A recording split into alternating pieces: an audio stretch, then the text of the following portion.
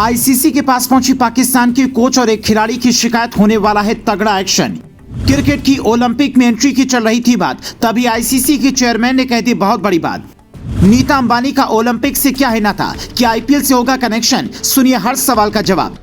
पाकिस्तान के head coach Mickey Arthur और खिलाड़ी मोहम्मद रिजवान की शिकायत आईसीसी के पास पहुंच चुकी है। दोनों पर ऐसे आरोप लगे हैं कि अगर सच साबित हुए तो तगड़ा एक्शन हो सकता है।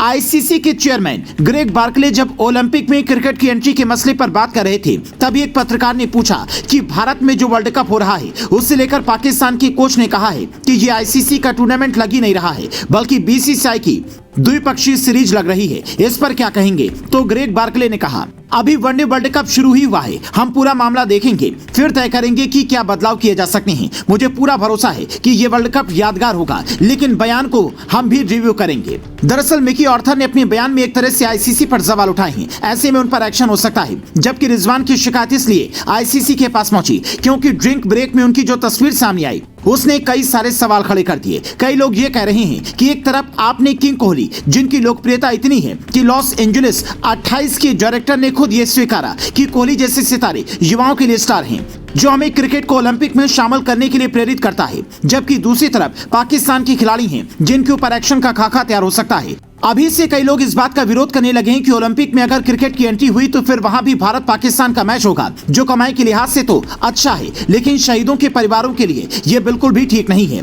हालांकि ओलंपिक में कितनी टीमें भिड़ेंगी, कौन किसके साथ खेलेगा, ये सब अभी तय नहीं है। बस इतना तय है कि T20 फॉर्मेट में मुकाबला होगा, जीतने वाले को गोल्ड मेडल मिलेगा, तो भारत के लिए एक गोल्ड मेडल पक्का है। लेकिन यहाँ समझने वाली बात यह है कि नीता अंबानी इस बात की बधाई क्यों दे रही है? क्या आईपीएल से ओलंपिक का कोई नाता होने वाला है? तो इसे समझने के लिए हमने उनका पूरा बयान सुना, जिसमें उन्होंने कहा, अंतर्राष्ट्रीय ओलंपिक समिति के सदस्य, एक गौरवान्वित भारतीय और एक क्रिकेट प्रशंसक के तौर पर मुझे खुशी है कि आईओसी सदस्यों ने लॉस एंजलिस ग्रीष्मकालीन ओलंपिक 2028 में क्रिकेट को शामिल करने के लिए वोट किया। 140 करोड़ भारतीयों के लिए क्रिकेट सिर्फ एक खेल नहीं है, बल्कि एक धर्म की तरह है। मतलब उन्होंने 3 वजहों से बधाई दी। हालांकि उनकी बात सुनने के बाद कई लोग इस बात पर कंफ्यूज थे कि नीता अंबानी तो आईपीएल में मुंबई इंडियंस की मालकिन है, वो मुकाबला भी T20 फॉर्मेट में खेला जाता है, तो क्या इसका उससे कुछ कनेक्शन होने वाला है?